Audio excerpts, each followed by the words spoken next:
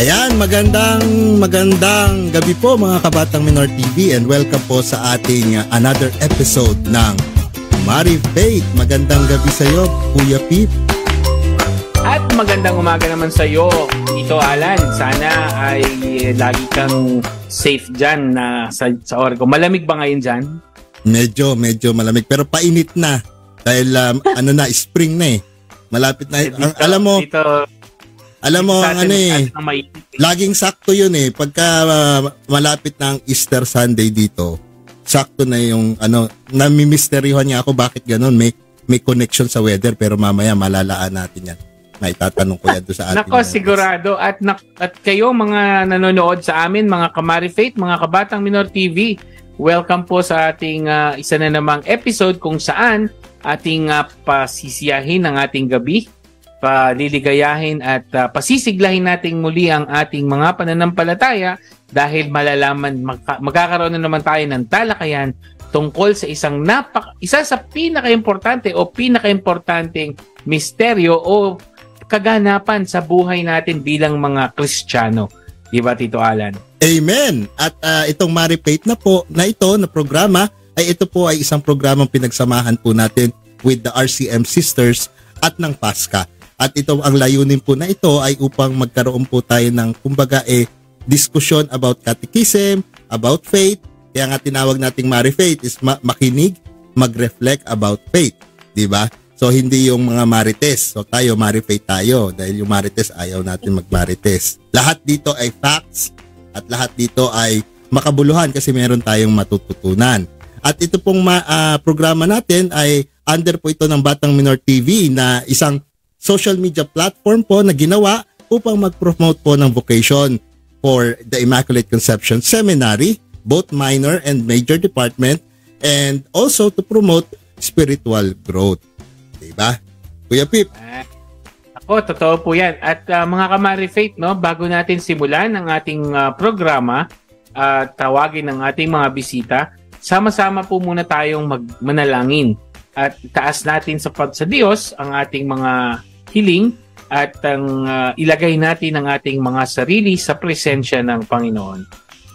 Sa ngalan ng Ama, ng Anak at ng Espiritu Santo. Amen. Panginoong makapangyarihan, kami po ay muli na namang nagpupuri at nagpapasalamat sa isang araw sa isang gabi ng talakayan kung saan kami ay magninilay, mag-uusap upang aming maunawaan ang mga bagay na kung saan aming ipagdiriwang sa mga darating na mahal na araw.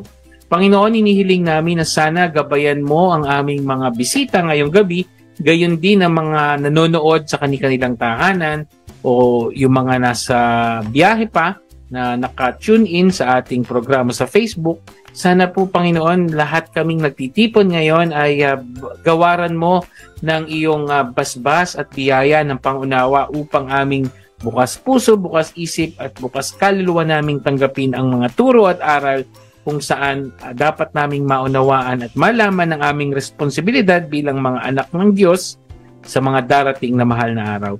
Panginoon, inihiling at itinataas namin sa iyo ang aming mga kapatid na ngayon ay nagdaranas ng karamdaman. Bigyan niyo po sila at sana kayo po ang kanila maging lunas at pinagmumulan ng kagalingan. Hinihiling namin ang lahat ng ito sa pangalan ni Jesus na aming Panginoon, ngayon at magpakailanman. Amen. Sa ngalan ng Ama, ng Anak at ng Espiritu Santo. Amen. Nako, Kuya Alan, excited ako dahil bukod sa ngayon lang tayo nakita ulit, ay meron tayong napakagandang pag-uusapan. Bagay na para sa akin ay personal na ngayon ko lang, hindi naman ngayon lang, kundi mas makakadagdag kaalaman doon sa akin ng kakarampot na alam tungkol sa Paschal Triduum. Nako, oo. Amen, Kuya Pip. Kaya wag na natin patagalin. Pakilala na natin yung ating mga bisita. Una, papakilala natin, isa siyang lay teacher na nagtuturo siya sa Immaculate Conception Major Seminary, nagtuturo din siya sa Ateneo University sa high school department at sa iba pang mga eskwelahan. At ang kanyang expertise ay church history. Baka pag binanggit ko yung pangalan, hindi po siya yung may-ari ng Vicentements, ha. So alam niyo na yung pangalan. So Okay, pakilala na natin. Magandang gabi, Brother Vincent Loy. Magandang gabi po sa inyong lahat. Natawa naman po sa Vincent. Hindi magandang comparison. Hindi, kaya nga sinabi ko, hindi eh. Hindi siya yun. Magandang gabi po sa inyong lahat. Magandang gabi po sa lahat ng mga tagapanood at tagapakinig ng Marifaith ng Batang Minor TV. Magandang gabi po. Ayan, nako. Now, ito pa yung susunod natin papakilala uli. Ito nako, matagal na natin kaibigan, Kuya Pip, ano? Ikaw na nga magpakilala. Napakatagal nang inaabangan na lumabas ulit sa Batang Minor TV ng ating susunod na bisita. Ang huling labas niya po rito, siya po ay umawit ng ating opening concert. Nag-viral po yun at nagpabili pa siya ng gininto ang microphone. No? Shout out do sa bumili ng microphone kay Ate Gina Payong-Ayong. Andi dito po yung inaanak niyo ngayong gabi. Walang iba kundi si Sister. Hindi po ito pinsan ni Marites, kundi siya po si Sister Maribeth Antonio. Good evening, Sister Beth. Good evening po mga ka-Echoes. Baka akala nila naligaw sila at third Sunday of the month. Magandang gabi po mga ka-Marifaith po. Salamat po at nakasama ko kayo sa gabing ito. At hindi po ako kakanta dahil babasa tayo ng pasyon. Ako. Ayan, nabanggit ni Sister Maribeth yung passion, no? Ito pong ating pag-uusapan ngayong gabi ay kung saan pinapakita doon sa 3 araw, yung Huwebes, Biyernes, Sabado, yung mga pangyayari doon sa buhay ng ating Panginoon, no? Mula doon sa Last Supper, Crucifixion and Death, tapos ay yung resurrection. Yan po yung ang tinatawag na Paschal Triduum. Naku, Kuya Alan, ano bang pagkakaintindi mo dyan sa Paschal Triduum? Very broad yung basta ang alam ko, dahil ako'y sakristan, obligado kaming magpakita pagka Huwebes Santo ng gabi, tapos hanggang magdamag yon, hanggang alas 12 dahil may mga palugaw minsan sa simbahan. Tapos kinabukasan, medyo magpapahinga pero babalik uli ng mga bandang alas 12 hanggang alas 3 magpe-prepare para doon sa another na misa uli. Tapos noon, pagkatapos noon, may prosesyon. Pagkatapos noon, kinabukasan, bukas yung simbahan na makikita mo lang doon yung krusipiyo na nakapatong dun sa minsan dun pa ako pumupunta nagbabike ako papuntang Pulo dahil dito lang ako nakatira dati sa may Malinta. Babiking ko hanggang Pulo. Tapos makikita ko ron nandun yung krusipiyo, hahalikan ko yon. Tapos sa gabi, yun na, yung may mga pasabog na bulalakaw na na minsan ginagayak doon. Tapos, ang nakakatuwa doon sa Sabado ng gabi, doon na kami natutulog nila Father Badong nung araw, tsaka nila Father Gino. Doon kami matutulog sa simbahan kasi yung mga youth that time nagtatago ng mga Easter egg sa mga simbahan. Kami naman sinisilip namin kasi kami sa Kristan, may pribilehyo, doon kami natutulog. Sinisilip namin kung saan tinago. Para kinabukasan, yun naman yung aming iipunin. So ganun yung ko noong araw nung talagang busy kami at masaya kasi nga hinahayaan ako ng magulang ko magstay sa parokya noon. Halos 3 araw doon ako halos tumitira noong that time. So yun yung parang sa akin mababaw pero marami nga rin akong tanong at yun yung ating aalamin kayla Sister Beth at kay Brother Vince. Kuya Pip. Yan, kaya nga halos ganun din, Tito Alan, ang ating karamihan sa atin ang nalalaman tungkol dito sa ating gagawing pagdiriwang sa mga darating na mahal na araw. Kaya ngayong gabi, mga ka-Marifaith, i-ready nyo. Ano ang inyong mga tanong na gustong malaman tungkol sa Paschal Triduum at pipilitin naming sagutin kasama ng ating mga bisita. So, Kuya Alan, simulan siguro natin kay Sister Beth. No? Sister Beth, ano ba ang pagkakaalam mo dito sa Paschal Triduum?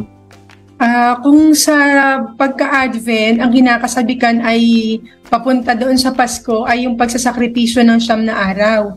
So, nung last month, diniscuss nila Sister Pearly yung about sa 3 pillars of Lent.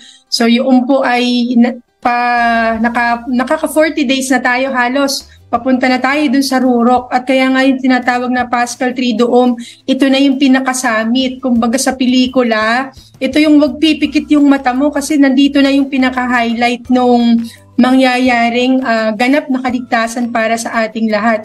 Kaya yung nung I was still a lay person, no, hindi ko alam tong may Triduum na sineselebrate. Pupunta sila tatay, pupunta sa simbahan dahil aatin ng hugas ng paa.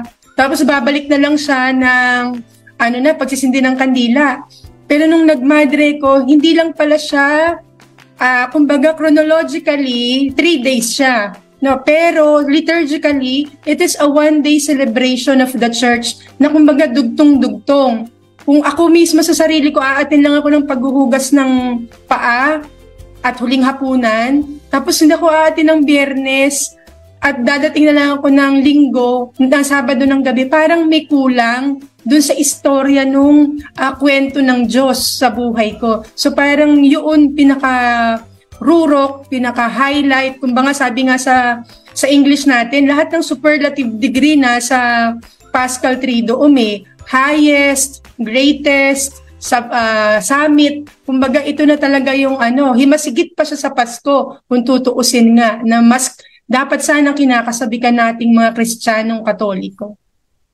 Amen. Nako, tama yung sinabi mo, sister. Pero actually, sister, may gusto kong itanong kay Brother Vince. Total church history. Napansin ko, diba, binanggit ko kanina, kagaya dito, every time na mag-Easter, ilang taon na ako dito sa United States, every time na pumasok yung Easter Sunday, spring, talaga nag-spring, hindi man lang nag-i-snow Kumbaga, sakto yung weather tapos, syempre, alam naman natin yung ibang mga kapatid natin sa ibang paniniwala, palaging itinatanong yan, paano daw natin nahulaan na yun talaga yung araw ng pagkamatay ni Kristo? So, ano ba yung history nitong Good Friday? Paano ba na-determine na yung date nitong Good Friday hanggang Easter Sunday? Oo. Sa Bible kasi, malinaw na si Kristo ay namatay at muling nabuhay malapit sa, o kung hindi man sakto, doon sa pinakamataas na pista ng mga Hudyo, which is Passover, o ang tawag natin ay Pesach. Kaya nga ang tawag natin dito ay Paschal Triduum, Paschal Mystery, Paschal Candle, kasi may kaugnayan sa Passover o doon sa Pesach.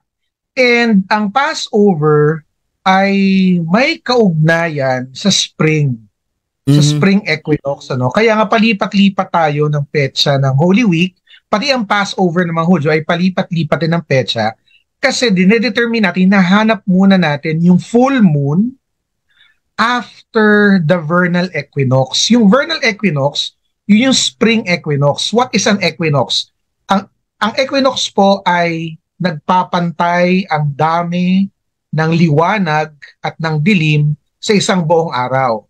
2 beses po nangyayari ang equinox sa loob ng isang taon. Isang vernal or spring equinox nangyayari sa spring at isang autumnal equinox nangyayari kapag autumn or fall.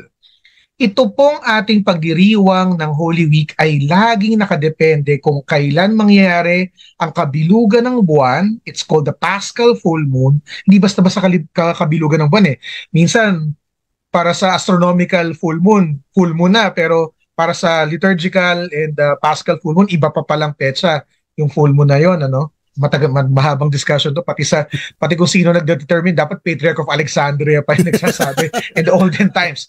Anyway, so yung kabilugan ng buwan na yon, hahanapin mo kung kailan mangyayari after the vernal equinox. And the vernal equinox usually takes place near March 25. Not exactly March 25, but it happens near March 25. Kaya nga minsan nangyayari na ang Biyernes Santo ay March 25, ganyan. So malapit doon sa panahon na yun. So, yun, kaya doon nababase. Tapos, yung spring, it's actually very symbolic kasi, well, sa inyo, sa mas malapit sa snow ng mga bansa, na patay ang lahat ng bagay. Patay ang lahat ng bagay. Walang puno, walang dahon, walang damo. Tapos pagdating ng pagdiriwang ng Easter, na kung saan dapat ginugunita natin yung pagkabuhay ni Kristo, ay nakikita natin na tumutubo ulit yung mga halaman, namumulaklak ulit yung mga puno, ganyan, nagkakaroon ulit ng mga damo. Kaya kung papansin nyo po sa mga bansa sa Europe at saka sa Amerika, parang may tatak sa kanilang ang Easter. Kasi na-appreciate ninyo na muling nabubuhay. Unlike sa Philippines, pansin nyo, ang na-appreciate natin, Good Friday. Pagkamatay, gusto natin nahihirapan si Kristo. Bakit? Kasi mainit, patay ang mga puno, tuyo ang mga dahon, lanta ang mga damo. Kaya mas na-appreciate. Pansinin nyo, ang dami natin activities kapag Biyernes Santo. Pagdating ng pagkabuhay, pagdating ng salubong, wala na, tulugan na, swimming na, kasi hindi natin ma-appreciate yung muling pagkabuhay dahil sa environment natin, patay. But the point actually is springtime, muling pagkabuhay. Tama yung sinabi mo, Brother Vince. Totoo yon dito sa United States. Pag nakita mo nang merong sumibol na ano tawag dito, yung bloom, pag may nagbo-bloom na kagaya ng tulip or something like that, that means kahit nag-i-snow, ay, spring na, malapit na. Ito na yung springtime. Mag-start ng mag-init. At totoo namang nangyayari. At ngayon ko lang nalaman, kaya pala, naka-base pala yung date doon sa condition niya, doon sa equinox na sinasabi. Meron palang yung Kuya Pip, may relation. May connection pa yan. Kaya pala tuwing Biyernes Santo o tuwing Huwebes, pag nagbibisita iglesia tayo dati, kami, doon sa Pilipinas, bilog ang buwan palagi. Walang mintis yun. Di ba? Yes. Nako, mga kumari Faith, yan hindi po tayo nag-uusap tungkol sa astrology dito, yung buwan, kundi pinag-uusapan natin dito, mas palalalimin natin ang ating pagkakaunawa dito sa Paschal Triduum na ito. Nabanggit lang yung una, diniscuss natin kung bakit man nagpapalipat-lipat ng petsa, no? Pero napakaganda at napakadaling unawain ng paliwanag ni Brother Vincent. Ngayon, Brother Vincent, yung kwento ng Paschal Triduum o ng Passion na ating mapapanood o ma-experience sa mga darating na araw, why it always starts with that Holy Thursday doon sa misa ng huling hapunan? Bakit doon magsisimula? Okay. Ano ba? Marami kasi. Kasi bakit hindi Wednesday? Bakit hindi Wednesday? Kasi di ba Wednesday may procession na yung Wednesday. Ganito kasi, liturgically speaking, kapag sinabing Triduum, it is the immediate, necessary, and highest preparation of an important feast. So, hindi aabot ng Wednesday. Kaya Thursday. Yun yung liturgically speaking. Now, theologically and liturgically as well, speaking, kaya kinakailangang Huwebes Santo, so biblically, kailangang Huwebes Santo. Kasi Huwebes Santo ng gabi, Huwebes Santo ng gabi, bago nagpakahirap si Kristo, bago pinatay si Kristo, doon nangyari yung una niyang paghihirap. Sinasabi natin that the peak of salvation history is the passion, death, and resurrection of Jesus. So therefore, we start on the day where he encountered his passion. And the passion happened first ng Thursday evening. But if we will extend further, dudugtong do sa Last Supper.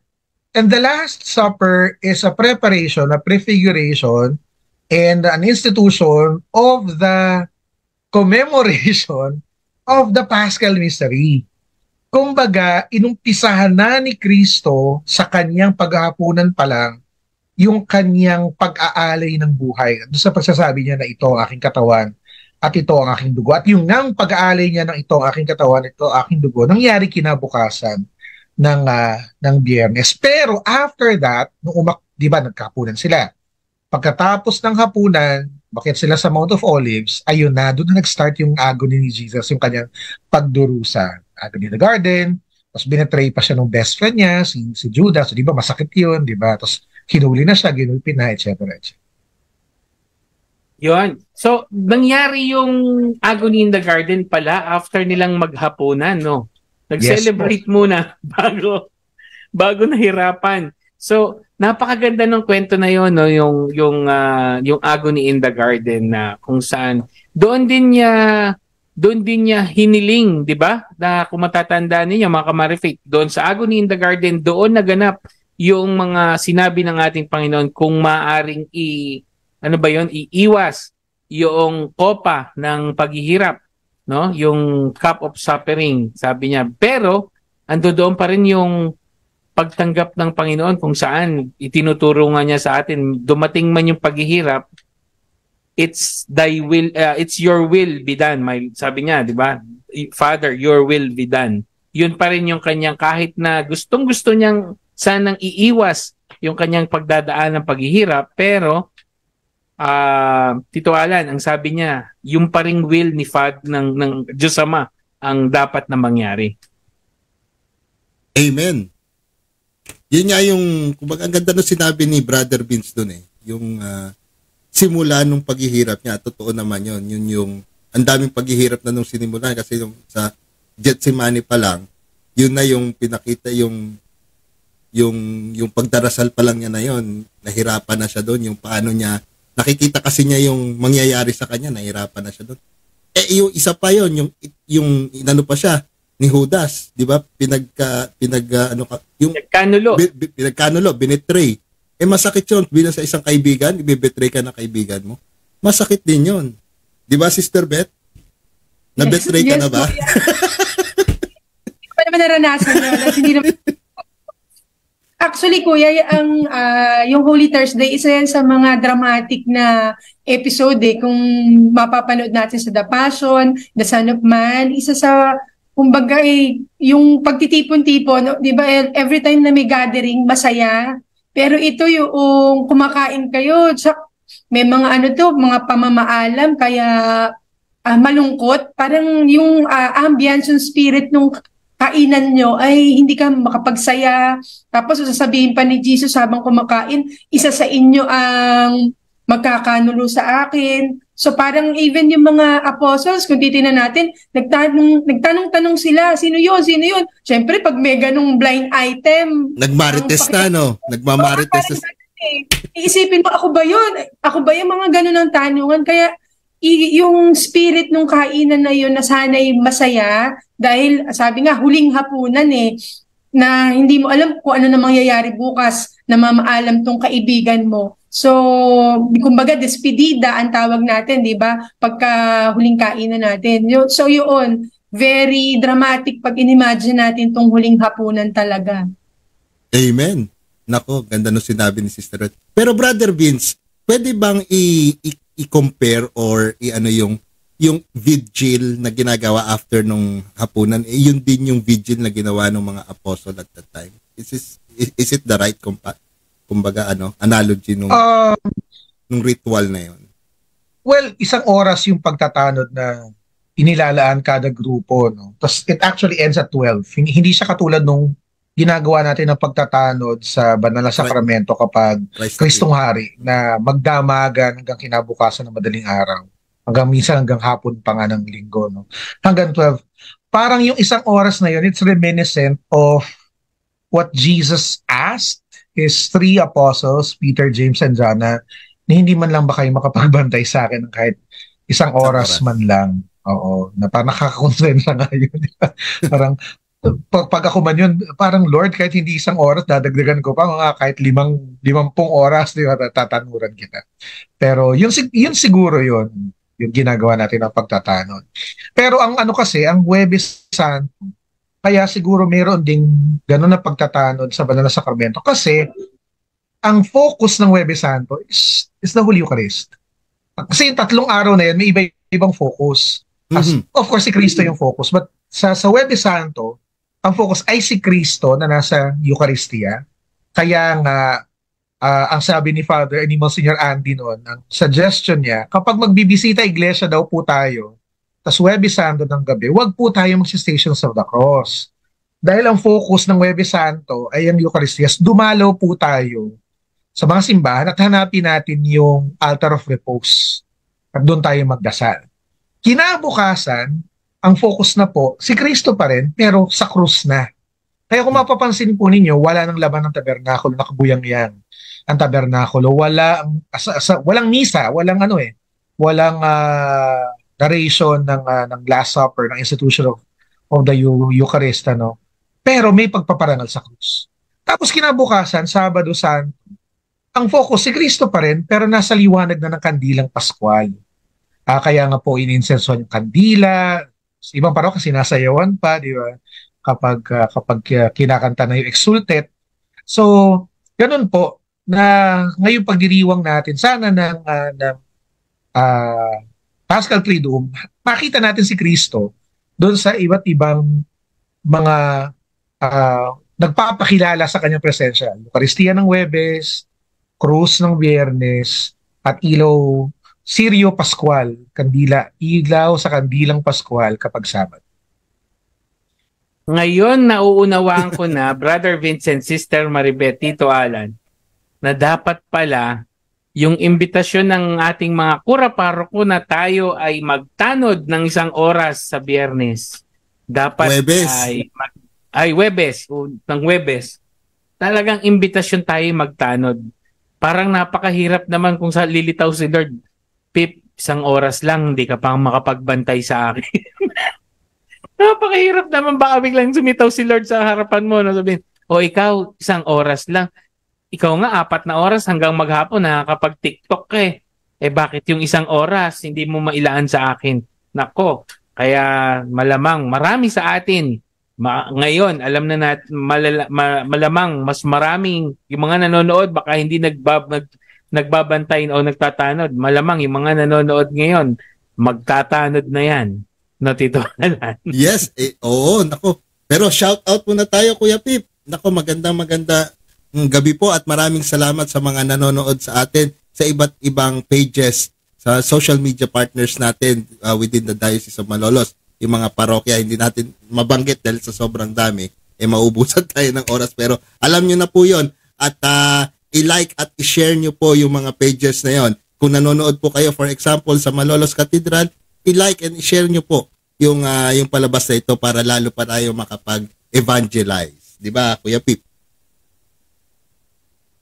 Yes, Tito Alan, at merong napakagandang additional input si Mother Cecil para sa ating discussion. Sabi ni Mother Cecil, Holy Thursday o yung Huwebes Santo, also called as Maundy Thursday from the word mandate o utos. Kasi yan po ang event ng binigay ni Jesus, ang bagong utos, ang love one another. Yan. Ako, thank you, Mother Cecil. At shout out din kay Brother Ben Ambrosio, Baby Dimandig, Leandre Bahador. Salamat sa inyong pakikisa at pakikibahagi dito sa ating palabas ngayong gabi, ang Marifaith, no?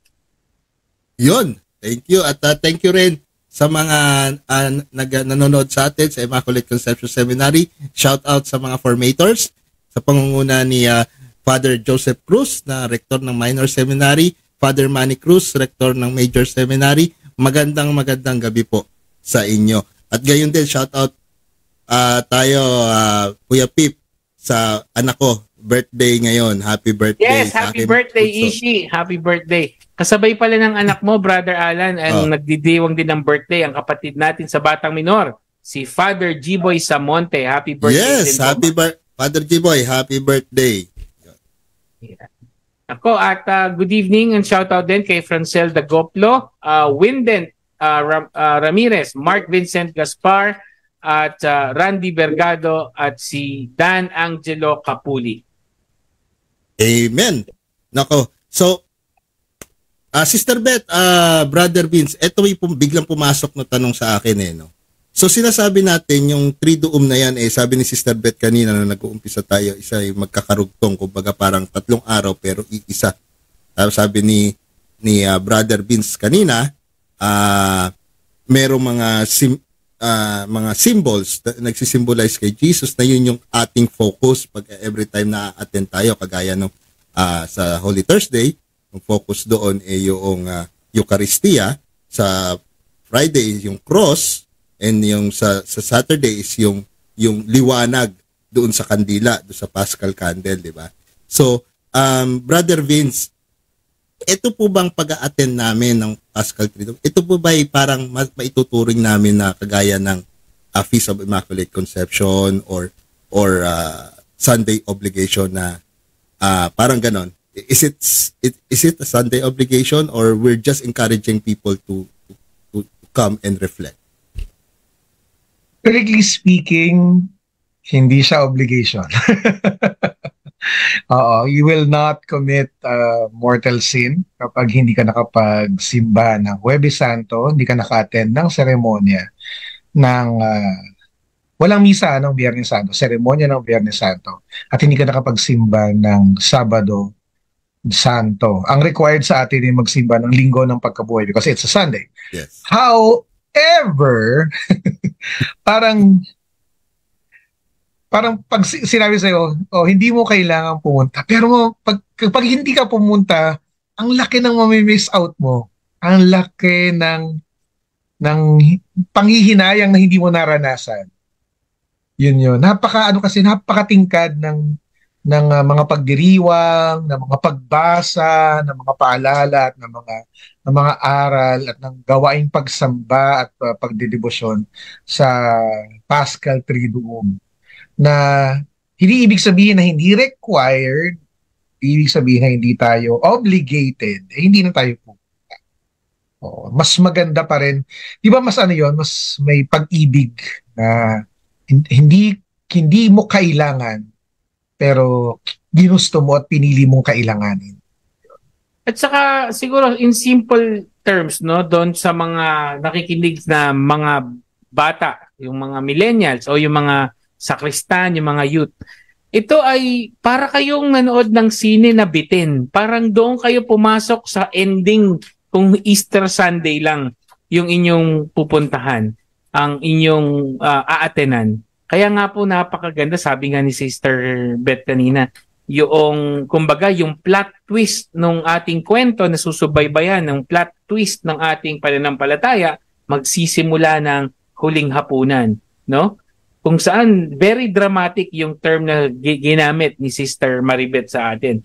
Kung tayo ay kumbaga manonood ng sine, hindi natin mauunawaan yung kwento kung doon lang tayo sa Easter Sunday. Although yun yung pinaka-importante. Additional kuya, even the state, 'di ba? Ginagawang holiday yung mga araw na to. So hindi siya actually holiday, holy day. So alam natin as Christians na hindi siya time for outing, for vacation. Maybe it is a time for our family na magsama-sama tayo, magpunta, magpasalamat sa kaligtasan na binigay ng Diyos. Kaya siguro din ang mga state ginagawa itong holy day, na holiday in other words, para nga makapagbigay tayo ng time to reflect, makapagdasal, makapagpasalamat sa Diyos. Kaya yun siguro din. At ngayon nga, di ba po, holiday tayo nitong mga susunod na araw din. Nako, sister, to add to that, sabi nga ni sister, kung mapapansin ninyo, Tito Alan, ikumpara mo dyan. Ako po ay naikumpara ko dahil nakapagtrabaho po ako sa call center kung saan ang siniservisyohan ay mga nasa Amerika. Never sa Amerika ang kinonsider yung mga araw na ito na maging holiday. Tama, Kuya Alan? Hindi. Yes. Kaya we are very lucky na dito sa Pilipinas, nabanggit ni sister, yung ating estado ay idinedeklara itong holiday in order for us to reflect. Oo, totoo yung sinabi mo, Kuya Pip. Maswerte tayo sa Pilipinas sapagkat ito ay ginawang holiday ever since. Nung kinamulatan ko na to, holiday na eh. Di ba? Oo. Di ba? Kinamulatan ko na, holiday na sa Pilipinas eh. Pero pagdating ko dito sa US, sister, nakakalungkot isipin. Dito, sister, tuloy ang buhay ng Holy Week. Walang holiday pag Holy Thursday, Good Friday, even Saturday, lahat normal, may pasok. Tapos, ang nakakalungkot, ang Easter Sunday nila, pinupuno nila ng sports. Kasi sa Easter Sunday, churbanes eh. Parang ginagawa nilang secular yung okasyon. And they even talon lang ako ng konti, Brother Vince, they even symbolizes rabbit and egg here. Though I understand that there is a tradition behind it, but nawawala na yung si Jesus sa picture. Sinasabi nila yung egg, maraming na tinuturo yung risen Lord pa rin. Pero parang hindi tama eh. Sa akin sa aking personal na pananaw, hindi tama. Kaya nga kami ni Father Edgar Pipe, talagang nilaban namin magpabili ng risen Christ at hanggang ngayon, pinagpapatuloy namin yung salubong because we want people here to look for the risen Christ, not for the egg or a rabbit. Di ba? So yun yung nakakalungkot na bahagi sa buhay dito sa Amerika. Pero balikan ko lang yung sinabi niyo na parang talagang holidays atong natatandaan niyo ba ng mga bata pa tayo? Pati TV nagpapahinga.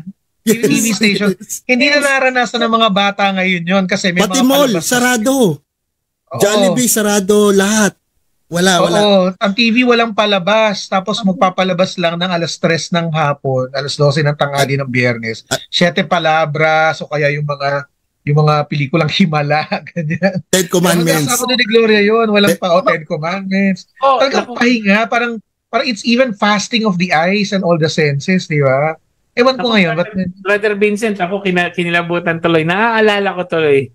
Mabubuko yung edad natin, Tito Alan. Yung mga panahon na yon, tandang-tanda ko yung sinabi ni Brother Vincent. Ang isa sa mga huling palabas na aming pinapanood palagi ay yung Holy Wednesday. Yun yung huling palabas na napapanood namin. Yung drama ng Itbulaga.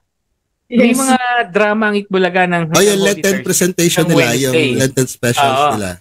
Yung Lenten special. Tapos Tito Alan, ang ginagawa ni Kapanyong, meron kaming Betamax. Betamax pa.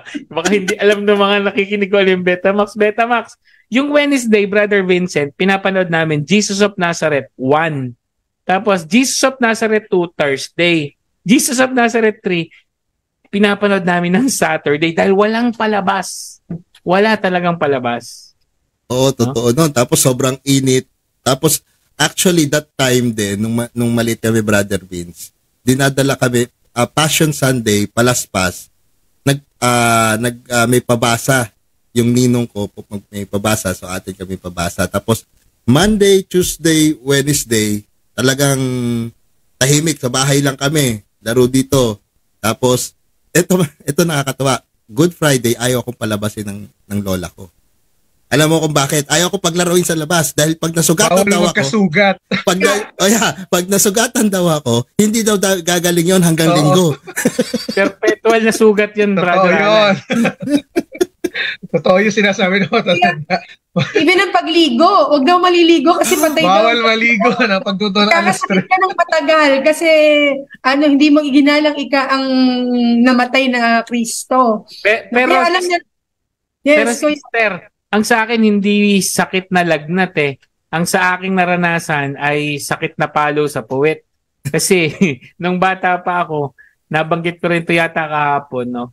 Na minsan lang sa buhay ko ako napalo ng lola ko. At yun ay yung Biyernes Santo. Kasi pinahanap sa akin yung pinsan kong mas matanda sa akin, nagbabasketball. Biyernes Santo nga, mag-aalas 3 na. Yung basketball court, sister, nasa tabi ng ilog. Syempre, bago ko tawagin yung kuya ko, ako muna yung lumublob sa ilog. Pagdating ng pag-uwi sa bahay ng lola, dapa, palo. Dahil bawal nga daw. Dahil bawal daw mag-celebrate, bawal magsaya, ayan. Actually, bawal nga mapatugtog ng malakas. Dahil when I was grade 6, at saka yung mga first year high school, I inclined na sa rock music. Talaga pinapatugtog ko sa kwarto ko, mga Guns N' Roses nung araw. Bawal daw. Naku, pinagagalitan ako. Pero, Brother Vince, itong mga naging kumbaga, sabihin na natin, pinaniniwalaan ng mga magulang natin dati, yung mga bawal lang ganito, bawal lang ganyan. May relation po ba yan doon sa naging tradition? Ano ba yan? Tradition ba yan? May relation po ba yan doon sa naituro sa atin sa katikisim ng araw about Good Friday? Well, it's more connected to fasting.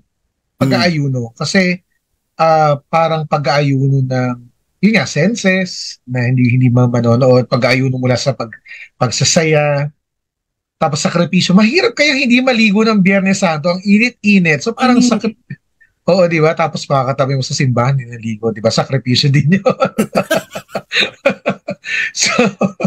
So parang yung mga bawal na yan, huwag kang magsaya, huwag kang parang dagdag doon sa sakripisyo natin ng pag-aayuno at pag-iwas sa karne na hindi lang yun yung ginagawa natin sakripisyo.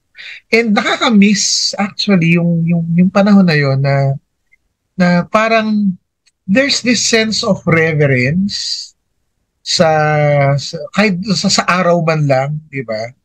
Na hindi na napapractice ngayon. Parang ang problema ngayon, sorry sa mga kabataan, parang nawawala yung sense of sacred, of what is sacred sa mga bata. True. Even with the day. Even with yun ang petsa, igalang, di ba? Parang wala na sa kanila yun. It's a normal and simple day na hindi na nila kaya nga Brother Vincent, magandang itong ating ginagawang ganito tungkol sa itong mga programa natin sa Marifaith. We try to go back. Kaya nga nakalagay dito mag-reflect, no? We try to reflect on those days na at least this is a sort of reminiscent and remembering para din maituloy natin yung mga practices na ginagawa natin. At least this time around, merong malinaw na paliwanag bakit bawal maligo, bakit bawal magsaya, bakit hindi dapat mag rock and roll si Tito Alan. Nako, eto may nag-comment. Yung ninang ko, shout out ninang namin sa kasal kay Tita Billy. Nag-comment si Tita Billy, when I was a kid, TV and radio stations were off the air from Monday, Thursday up to Black Saturday. Those who opted to stay on the air played music, subdued music. So, classic pala. Played classic, subdued music. Yeah, I don't know bakit yung mga companies dati nagagawa yun. Bakit yung mga companies ngayon hindi na napapractice yun. So, yun yung question na pwedeng maging, kumbaga, wake up call to every one of us, including myself, na bakit dati nagagawa yun, ngayon hindi na. Doon, along the process, saan ba, ano ba ang nangyari? What went wrong? What was changed, di ba? Ano yung, ang sarap i-reflect yan over the Holy Week, pag-isipan natin, ano pa nagbago? Bakit nagbago? Di ba? Siguro kuya, isa din, challenge and discipline. No, dahil siguro tayo na practice na natin 'yon, hanggang ngayon natutuloy natin yung discipline ng fasting of all senses, no po. Ngayon ang ino-offer talaga ng mundo, social media, everything talagang yung kampante, no po. So it is for us na yung discipline, yung control ay nasa tao na din talaga. Paano ka din finorm sa bahay? Ay, tama yun. Kasi minsan, wag maiinis sa akin yung mga mag-asawa na may mga maliliit na anak na. Minsan nakikita ko sa mall na they are parang spoiled na ba? Hindi nung araw ng panahon natin, Brother Vince, di ba? Kuya Pip, di ba? Na talaga kung disiplinahin tayo ng magulang natin, ganun-ganun na lang. Actually, gusto kong ang isipin na kakaingit naman itong mga bata ngayon dahil ini-spoiled sila. Di ba? Parang nung panahon natin, hindi naman ganun ang pagtrato, di ba? Pero minsan dapat wake up call din sa mga magulang na yung kumbaga minsan kasi ano yun, parang para madalian na lang yung buhay natin, bibigay na lang natin sa anak natin kung ano yung gusto nila without thinking na makakasama ba to o makakabuti sa anak natin, di ba? Parang ganun lang. It's one way of. At saka maganda rin yun, no? Kung gusto nating ituloy yung mga ganung practice. Kung halimbawa, ang ating pinapasukang kumpanya ay hindi nagbibigay ng holiday during that time, maybe we can schedule and plan one of our rest days or one of our leaves. I-leave natin doon sa araw na yun para mas mabigyan natin ng importansya yung pananampalataya. One way din palang nakapagbago dyan kasi yung nagkaroon ng call center, di ba pag call center kahit holiday may pasok? Di ba nung nagkaroon ng parang call center, nagkaroon ng mga ganong mga kind ng trabaho, hindi na rin holiday pero may pasok ka pa rin. Di ba? Wala ka rin magawa kasi kailangan mo rin kumita ng pera. Tama yung sabi ni Kuya Pip, which is yun din yung ginagawa ko dati nung nasa call center ako. Talagang yung 5 days ko na yun, ahead of time, ina-apply ko yun. Sabi ko, hindi ako papasok ng Monday, Tuesday, Wednesday, Thursday, Friday. Ididikit mo sa off mo. Di ba? Pwede naman natin gawin yun, no? Sabi nga ni Sister, it's a matter of discipline. So, tapos puntang Boracay, paalaga. Tapos pupunta tayo Boracay. Ay, nako. Matanong ko lang, Brother Vince, bakit nga ba napapansin ko din, no? Dahil nag-abstain nga tayo sa meat. Ito, nag-abstain tayo sa meat. Pero, pag Biyernes Santo, may talaba, may alimango, may sugpo, may tuna, may salmon. Hindi naman meat yun. Yun nga, may malamang may masasabi si Brother Vincent dyan. At magandang marinig nating lahat yan. Sabi nga, okay, tayo sa meat, tapos yun naman ang pamalit. Go ahead, Brother Vincent. Kasi ko carnivore ako. So, talagang pag Biyernes Santo, malaking sakripisyo para sa akin. Anyway, yung kasing abstinence from meat ng Ash Wednesday and Good Friday ay super duper required.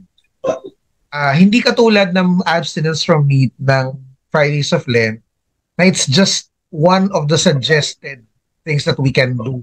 Kasi po pwedeng acts of charity, po pwedeng pious acts, yan. Or yung abstinence from meat.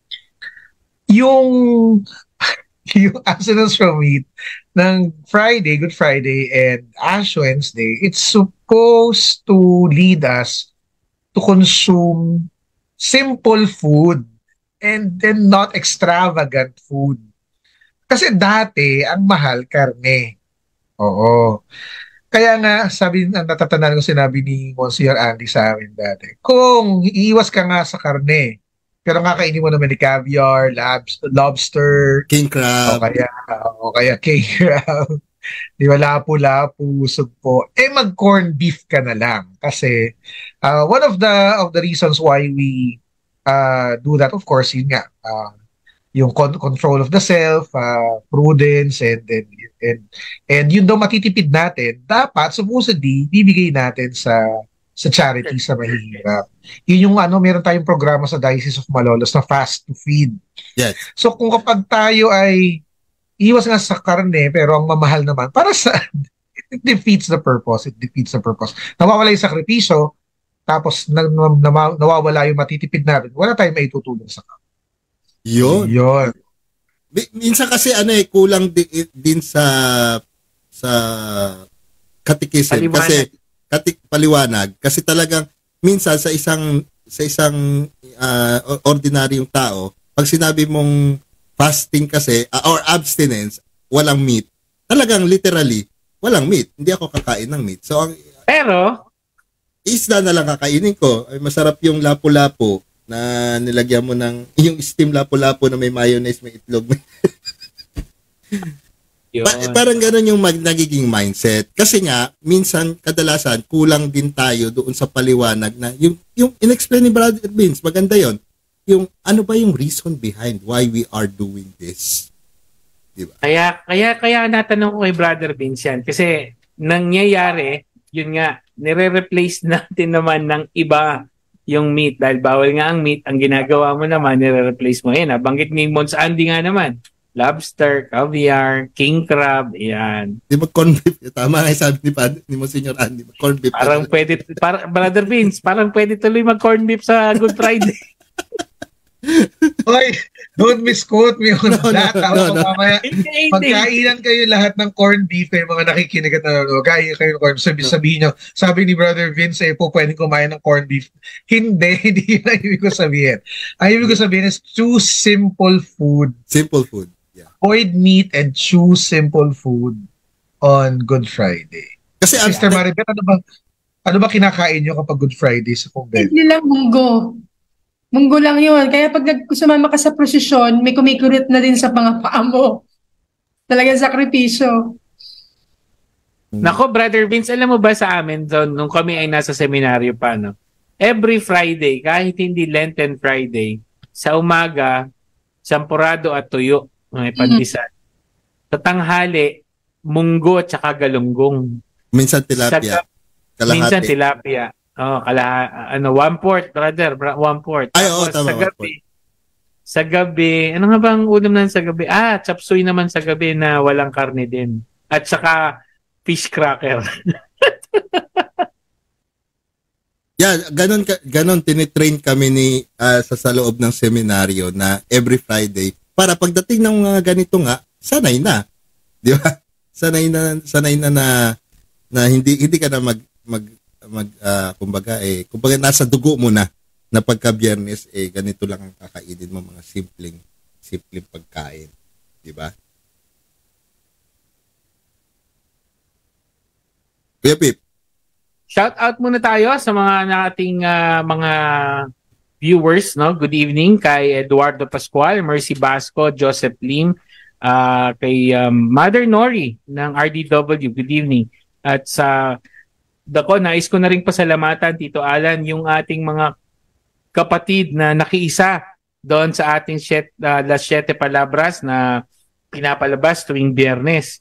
No, yung mga nag-share po at nakibahagi ng kanilang reflection. Maraming salamat po at malaking tulong yan doon sa pagninilay natin tuwing araw ng Biyernes. Simula po nung Friday after Ash Wednesday, abangan niyo po yung sa darating na Friday na mag-share, maganda at kapupulutan niyo po ng aral. Sigurado yung magbabahagi na yan.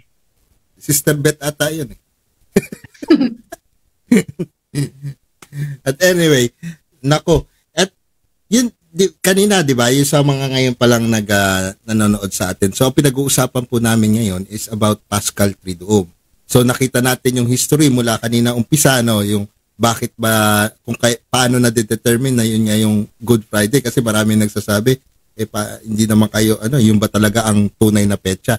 Yung pala is about, may mga equinox pang dapat na alamin at itinatapat nito.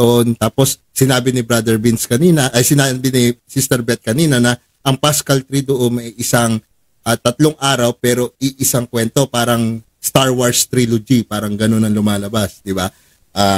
Magkakadugtong yon. At sabi nga ni Kuya Pip kanina na kumbaga kung mamiss mo yung isa, parang hindi mo maiintindihan wala yung kasi may interconnected yung mga events. At sabi ni Brother Vince is that yung each day may nagsisimbolize na dapat nating i-focus. 'Di ba? Kagaya nung kanina na pag-usapan na natin, Eucharist, yung sa Holy Thursday, Eucharist, yung huling hapunan up to the vigil. Diba? Sinasuggest nga, sabi ni Brother V, sabi ni Monsignor Andy, kung magbibisita iglesia sa gabi, wag na mag-Station of the Cross, mag-focus, magdasal doon sa Altar of Repose. Altar of Repose. Kasi ang talagang symbol, yung Eucharist. Sa Good Friday naman, Brother V, sabi mo, cross. Ano ba yung mga maganda nating pwedeng isuggest na pwedeng gawin sa Good Friday? Aside from attending yung veneration of the cross. Of course, yung Stations of the Cross po pwede na yun ang maging focus dahil yung si Kristo na nakapako sa krus ay ang ating pinararangalan kapag Biyernes Santo. Of course, meron din tayong tradisyon na Siete Palabras. Kaya talagang sakripisyo tong Biyernes Santo kasi 12:00 pa lang ng tanghali.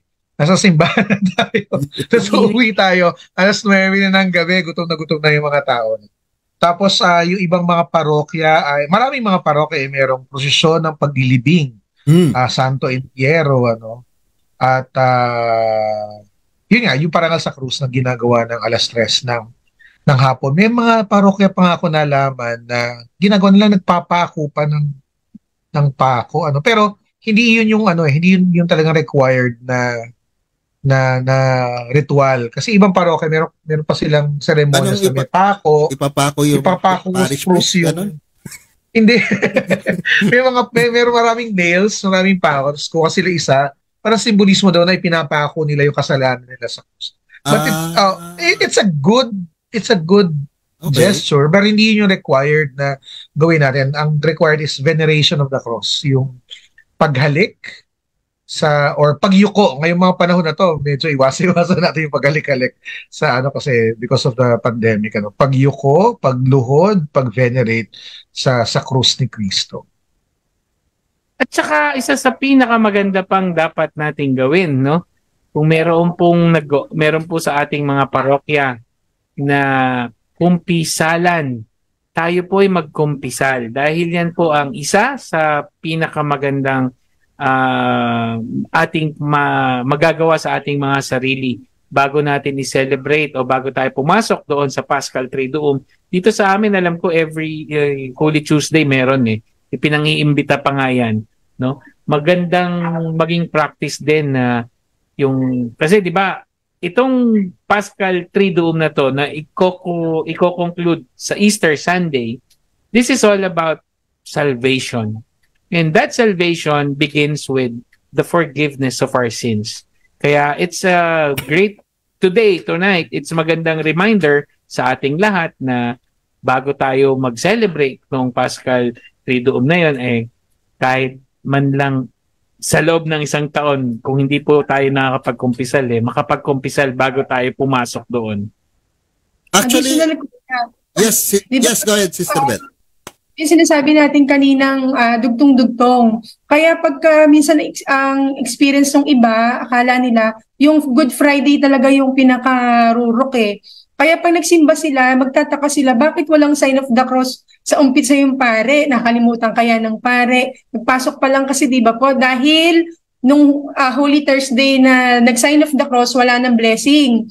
Padugtong na yung Friday. Kaya akalain nila, bakit walang sign of the cross? Then pagka binasa na rin yung gospel, wala naman talagang pagsa-sign of the cross din dahil di ba sinisimulan niya ng pare, sasabihin na ang pagpapakasakit ng Panginoon ayon kay ganto. So minsan yun, parang nagiging automatic yung mga parishioners na pag sinabing ang pagpapakasakit ng Panginoon, automatic parang magsa-sign of the cross na sila. So yung po liturgically ay sapat na yung cross, no, na nag-sign of the cross tayo ng Thursday, yung Good Friday ay wala. Kaya nga sabi nga nung madre namin, isang araw lang tayo nagiging biyuda. No? Kasi nga yun yung araw na namatay si Kristo. Kasi kaming mga perpetuals po, sabi niya, isang araw lang tayo naging biyuda kasi namatay si Kristo. So yung araw na yon ay talaga namang intended yung sinasabi nating pag-venerate sa cross dahil yun yung naging instrumento for our salvation. Kaya ang haba din ng Bible service na yon, kung titingnan natin communion service, kasi yung pangkalahatang panalangin, di ba? Yung luluhod, tatayo, parang talagang sakripisyo yung Good Friday na yon sa haba nung liturgy. Totoo, amen. Oo nga. Yun nga yung dugtong So, ibig sabihin pala, Sister Beth, Brother Vince, kung a-attend ako ng huling hapunan, kailangan ituloy ko ng Good Friday. Tapusin ko ngayon ng Sabado de Gloria. Apo. Di ba? At napansin ko rin yan minsan kasi sa grotto, pinag-aaralan, binabasa ko yung rubrics parang sinabi na, pag i-held mo raw dito sa simbahan na ito, yung Last Supper, tsaka yung altar of the repose, dapat doon mo rin gagawin yung veneration of the cross, Good Friday. Huwag mo nang gawin kung hindi mo rin naman gagawin yung Good Friday activity on that place. Parang ganun yung sense nung talagang kailangan dugtong. Even sa divine office natin, Liturgy of the Hours, pag umattend ka ng ng Holy Thursday na Last Supper, hindi mo na kailangan dasilin yung nasa Liturgy of the Hours kasi yun na po yung inatinan mo. Yes. Ay, may tanong ako kay Brother Vince. Brother Vince, ito ay isang bagay din na ako ay hindi ganun pa ko kaalam yung bagay na ano ba yung bisita iglesia? Bakit ba ginagawa ang pagbibisita iglesia? Dati, alam ko, nung panahon namin, buhay pa tatay ko, dito lang. Pero recently, ang daming ginagawang bisita iglesia. Lipat ka ng lipat ng iba-ibang simbahan. Ano ba ang naging sense ng bisita iglesia na yun pag Holy Thursday? Well, it's ang bisita iglesia basically sa pilgrimage. Pero parang ginawang lucky charm ng ibang tao. Actually, hindi lang lucky charm parang attraction dahil sasabihin, "Uy, maganda yung parokya ni Father ganito no isang taon, puntahan natin." Parang gano'n. Pero there's nothing bad dun sa yung na-attract sila sa parokya. No? Pero wag nating isipin na yung bisita iglesia, number 1 is a requirement. No, it's not. Number 2, na kinakailangan 14 o 7 na parang nagkasala ka kapag naka-6 ka lang na simbahan. No, it's not. Parang ito ay paglalakbay ng pananampalataya. I belong to a parish na isang pilgrim church sa ating diocese. So ipopromote ko na rin. Kung gusto niyo magbisita iglesia, punta kayo sa diocesan shrine namin ni St. Anno Kim Tae-gon dito sa Lalumboy, Bukawi, Bulacan. Dito po ito nanirahan kasi sa St. Anno Kim ng 8 buwan from April to November 1839. At actually yun ang trabaho ko dito sa parokya. Isa sa mga trabaho ko sa parokya, ministry ko sa parokya ay mag-welcome at mag-document ng mga pilgrims na pupunta. Kanina ang dami. Pagod na pagod kami ngayong araw na to. So yun base sa mga seminars na inatinan ko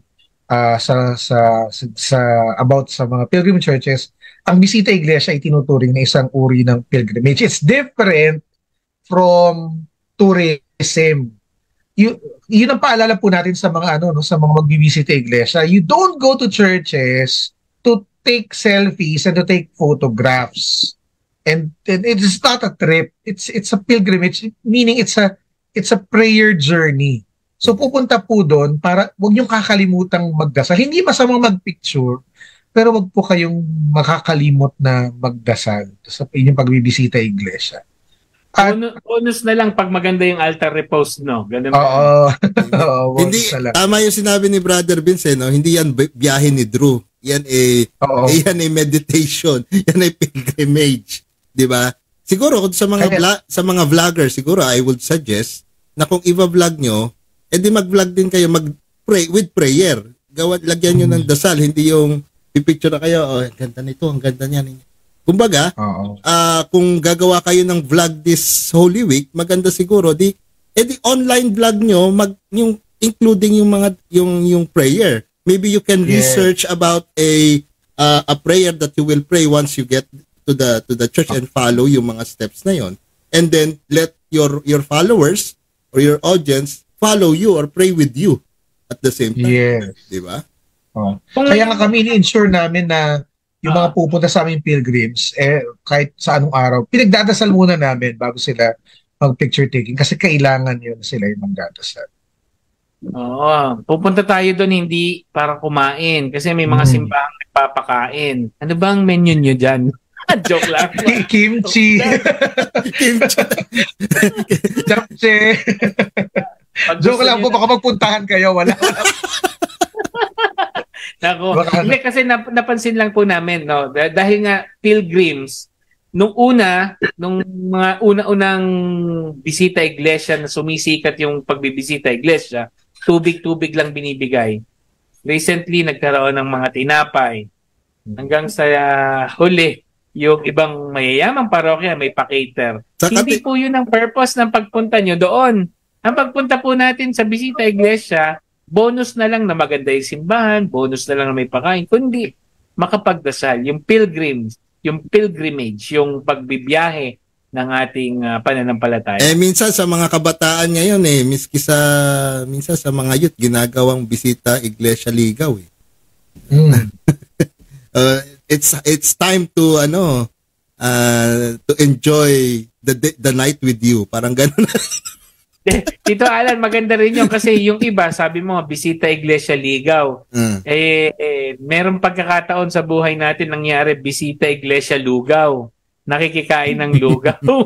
Hindi po yun, no? Hindi po yun ang ating target doon. Hindi yung lugaw, hindi yung arroz caldo, kundi yung pananalangin. Which is also, kasi nagiging part ng Paschal Triduum yung pagbibisita Iglesia. Yes, Kuya Pip. Pero paglilinaw po, ako personally, yung mga nakakilala sa akin, hindi po ako nagpa-plastika. Dati po kasi, ganun ang style kong ginagawa noon na para lang magsasama at magbibisita iglesia. Maganda nga naman na yun, pero na-realize that it was wrong and wag nating gayahin. Kaya namin nasasabi yun dahil yun po ay base sa mga karanasan. Personal kong karanasan. Ewan ko kay Pip kung ganun yung ginagawa niya nung araw. Di ba? Wag ganun. Nagiging marites na tutuloy. Hindi na ma-refaith ito, Alan. Pero yun po. Dati po at yung minsan may sa barkadahan, hindi naman talaga maiiwasan na, di ba? Kaya nagkakayagan dahil enjoy to bonding with barkadas. But yung dapat hindi nawawala yung sinabi nga ni Brother Vince na yung very purpose bakit natin ginagawa yung bisita iglesia, which is yung Brother Alan, Sister Maribeth, Brother Vince, may nag-message dito yung ating regular host, Sister Pearly. Salamat, maraming magandang talakayan. Ang dami ko pong natutunan. Next month po ulit aabangan ko kayo. Uy, mukhang magiging regular natin dito si Brother Vincent at si Sister Maribeth. Ay, may tanong po pala, Brother Vince, Sister Beth. Sabi ni Maria Guadalupe, paano yung mga parokya na parang pagandahan ng altar of repose? Alam niyo po, ako, I'm based on my opinion, kasi dito rin po sa States, may mga altar of repose din. And talagang, sometimes being a decorator, kasi sabi nga sa atin, we do what the best we can for the Lord. Diba? We have to do what is best. Kasi parang ang pangit naman na ginagawa natin to sa Panginoon, pero okay na yan. Tama na yan. Diba? Parang sabi nga ni Father Edgar, if we are doing our best, isagad mo na.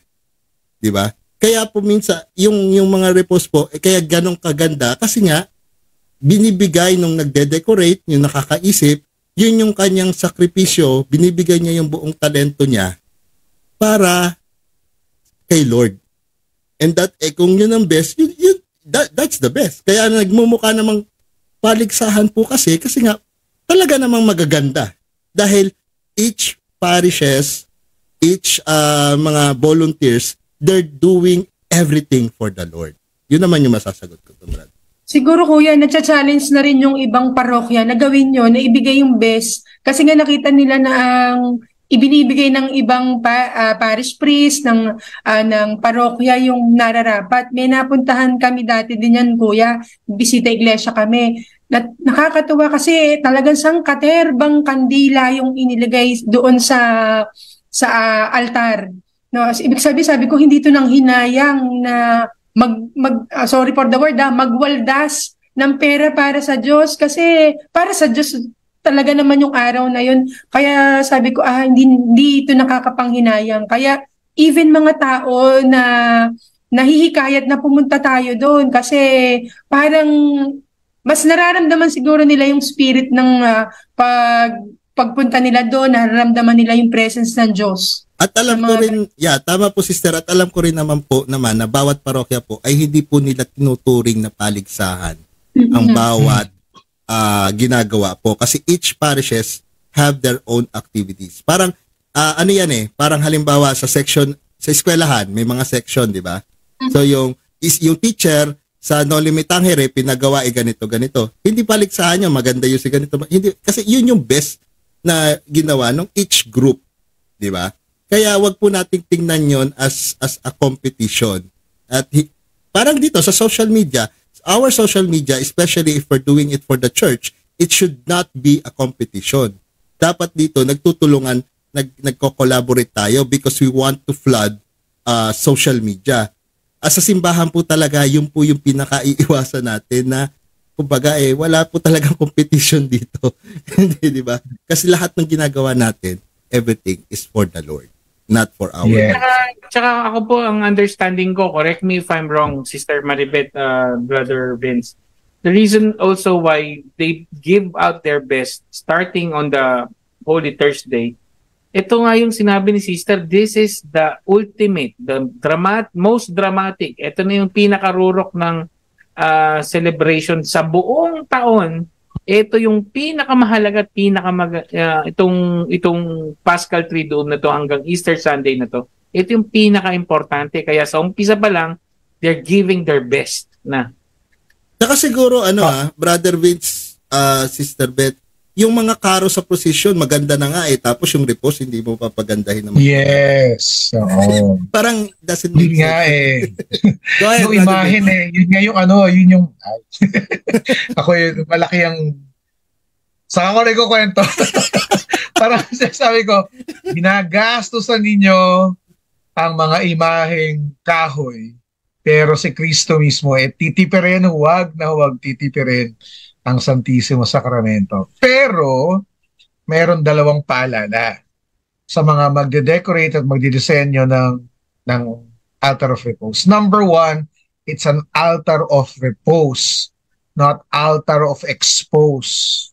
Do not design the altar of repose na nakabuyang-yang ang monstrance, kita ang ciborium. No, hindi dapat gano'n. It's a repositorio siya. Hindi dapat nakikita ang lalagyanan mismo o ang katawan ni Kristo mismo. Number two, iwasan natin na sa kagustuhan nating mapaganda at mapabongga at talagang malikhain ng ating altar of repose na hindi na makita yung repositoryo.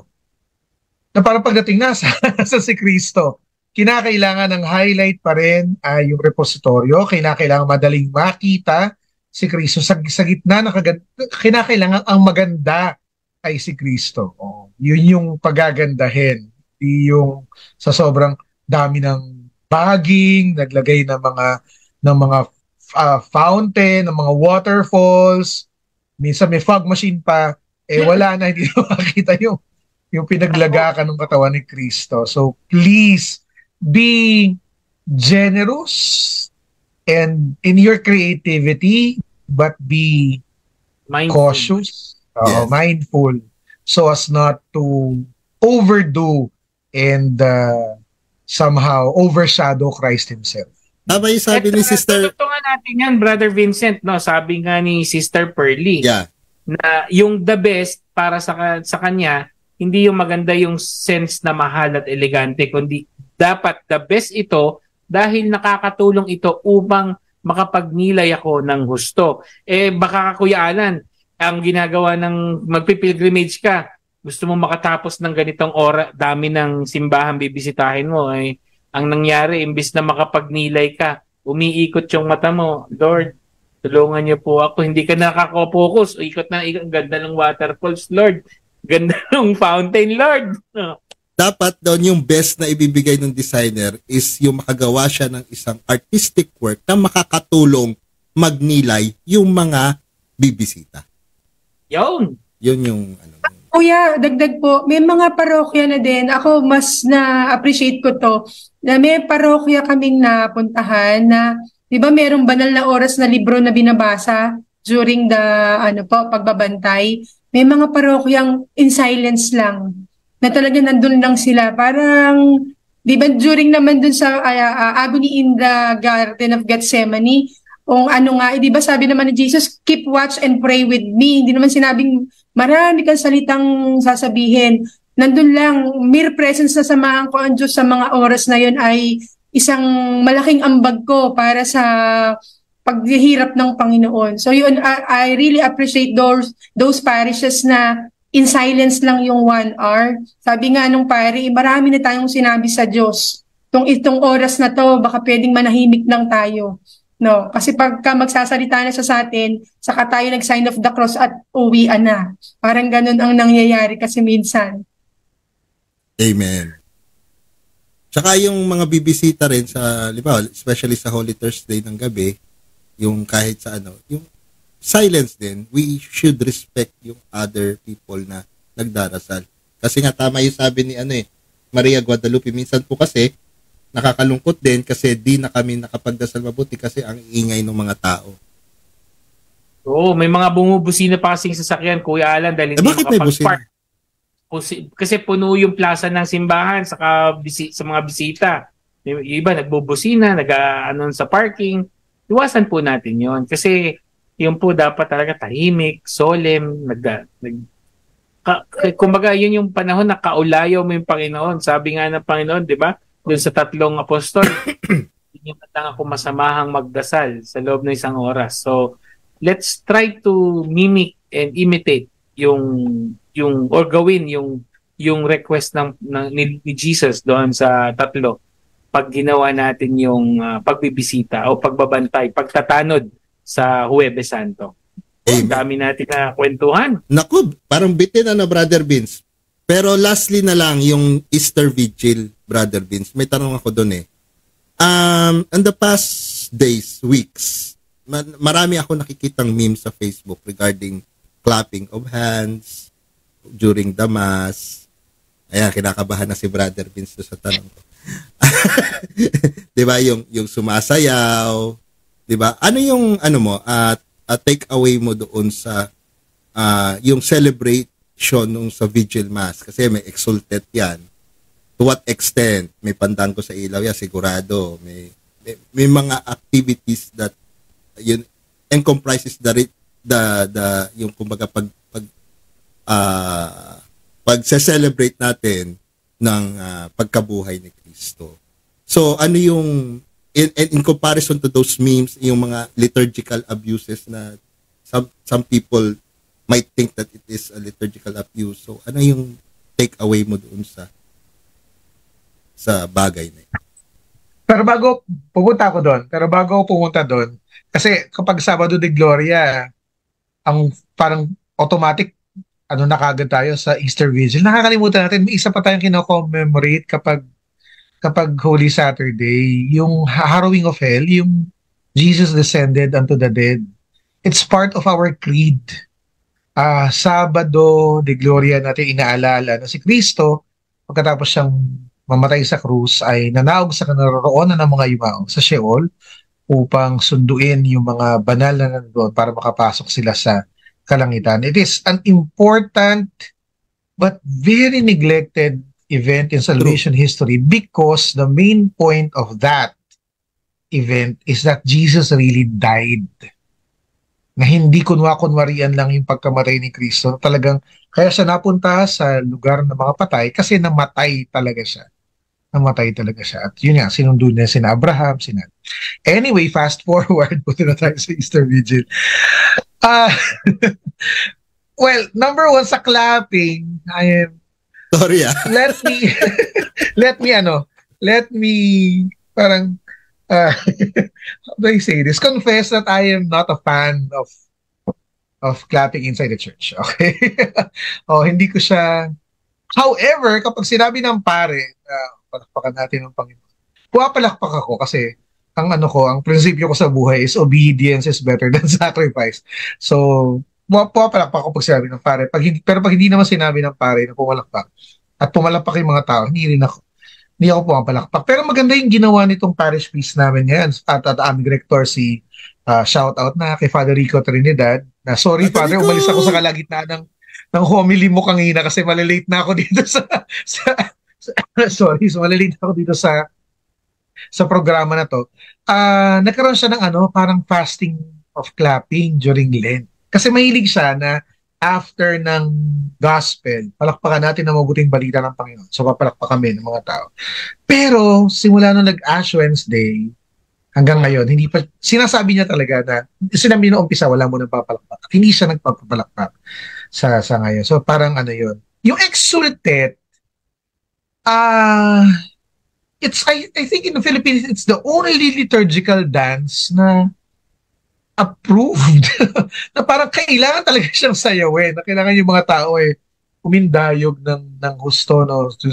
Well, hindi mo siguro kinakailangan na merong, sorry, baka may makaalalang mga parokya, meron pang lifting at saka meron binabalibag. Cheer that. Hindi na, sorry po. Hindi na kinakailangan ganon. Okay. Sapat na yung indayog natin mga Filipino. Liturgical dance is not part of the Latin rite. However, it is approved by certain conferences of bishops, like in Africa.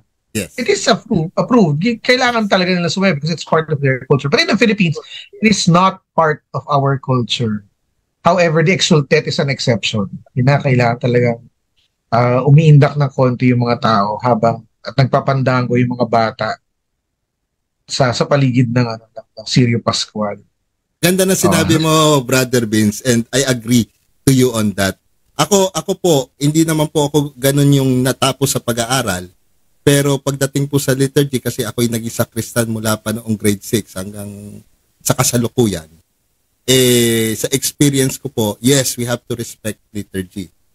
That's one thing. But we also need to be aware of na each country, region, iba-iba po ang culture. Remember, there are traditions, di ba?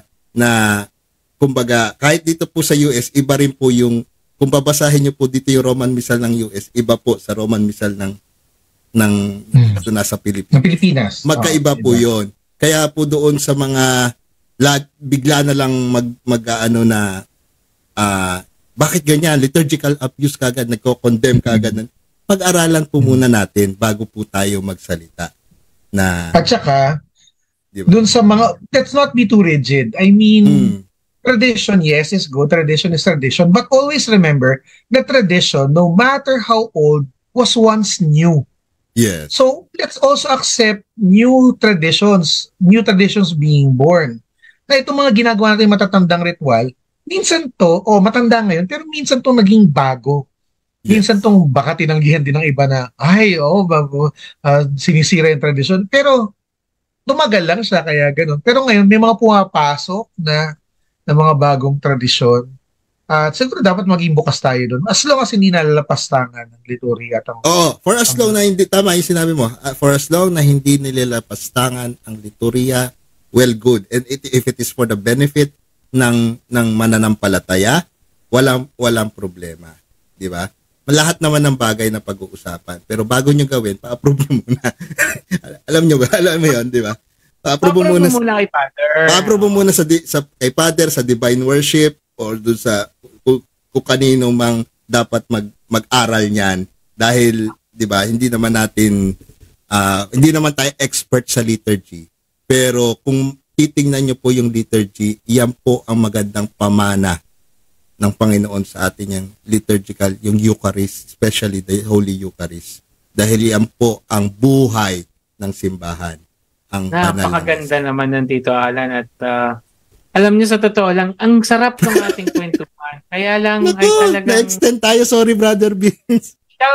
Shout out kay Doc Christian, kay Brother Christian na nanonood siya ngayon. Doc Christian, shout out, we miss you na. Nako. Sige Brother Vince, siguro napag-usapan natin yung Thursday, Friday, Saturday, then yung Saturday. Brother Vince, let's go to the Rurok or the ultimate, yung Sunday, yung Easter Sunday. Sabi mo, Thursday is the focus is the Eucharist, Friday focus is the cross, tapos sabi mo, Saturday we have to give focus din yung nanineglect, which is yung pagbaba doon sa mga yumao. Ito na, yung linggo, Brother Vince, which is the most important part. Bakit ito? Yung pinaka-importante sa lahat ng celebration natin, yung Easter Sunday. And dugtungan ko yung tanong na yan, Brother Vince. Yung Easter Vigil ba, hindi na ako pwede na akong hindi magsimba ng linggo? Yes. Sa tanong ni Sir Alan, okay na yon. It's already considered as Easter Sunday Mass. yung Easter Vigil. So, okay na, hindi pero maganda magsimba pa rin kinabukasan. Kung may energy pa, katulad ko, nauubusan na. Ngayon pa lang, nauubusan ako ng energy sa sobrang dami na ginagawa sa parokya. Anyway, yung tanong naman po ni Sir Pip, it is the, how do I say it? It's the pillar of our faith. The resurrection of Christ is the pillar of our faith. Without it, there's no Christianity. I remember nung nagkaroon kami ng kompre sa masters namin sa seminary. Hindi ko na sasabihin kung sino, pero si Father Manny, tinanong niya yung isa kong kaklase na nagko-kompre, what will you do if Jesus did not rise from the dead? Mali yung sagot niya. Naging sagot niya is, it's okay, Father, I will still have faith in Him. So tinanong ko ng mga estudyante ko nung pag kinukwento ko yun, sabi nila, ikaw sir, anong itatanong, sasagot mo? What will you do if Jesus did not die and did not rise from the dead? Ang sagot ko, I will look for another God. Why would I worship a dead carpenter? Bakit ako sasamba sa isang patay na karpintero? Di ba? Kaya ako Kristiyano kasi si Kristo ay muling nabuhay. Kaya tayo naglipat ng pagsamba ng araw ng linggo kasi si Kristo ay muling nabuhay ng linggo. Kaya nagpatuloy ang mga apostol sa pagpapahayag ng mabuting balita. At yun nga ay pinapahayag nilang mabuting balita na si Kristo na namatay ay muling nabuhay. Hindi natatapos ang istorya ni Kristo sa Kalbaryo. Hindi natatapos sa Santo Inferno.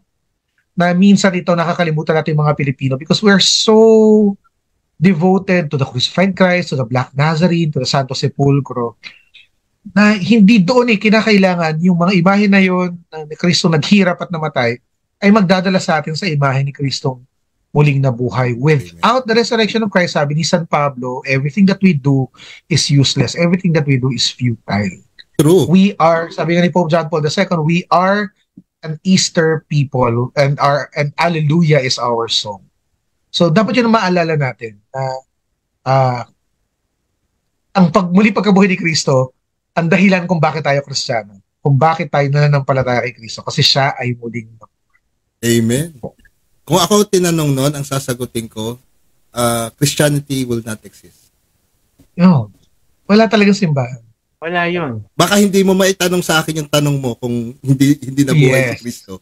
Kasi magiging hindi maano sa isip mo yung tanong mo na. Yeah. Wala si Kristo, walang simbahan. Wala talaga simbahan. Totoo 'yan. Kaya ito yung ultimate, sabi nga ni Sister Maribeth. Bago natin tanungin si Sister Maribeth sa kanyang point of view on that, magpa-thank you muna tayo sa mga nanonood. Sabi ni Maria Judith Mendoza, maraming salamat po. Ang dami ko na naman pong natutunan. Siguradong makakatulong sa aking pagninilay. God bless you po. Yan.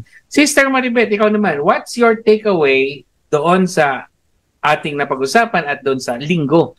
Kung saan, actually, sabi mo, Easter Sunday, yung talaga naman ang kinakasabikan. Ito yung pagsasakripisyo natin ng 40 days. Tapos may isang linggo pa tayong pagitan bago doon sa Easter Sunday. So sabi nga natin, kung yung Paschal Triduum, yung pinaka-highest, greatest, ito namang Easter Sunday, superlative uli ang Feast of all feasts, solemnities of all solemnities, Mother of all Sundays. Kumbaga, ang pagkabuhay ni Kristo talaga ang nagbigay ng kahulugan ng pagkabuhay din natin, no? Yung sabi nga ni Brother Vince, yung kung paano nga ba kung hindi nabuhay si Kristo, lahat na to walang saysay, walang kahulugan, no? Kaya ang Pasko ng pagsilang ay nagkaroon lang ng mas malalim na kahulugan dahil sa muling Pasko ng pagkabuhay.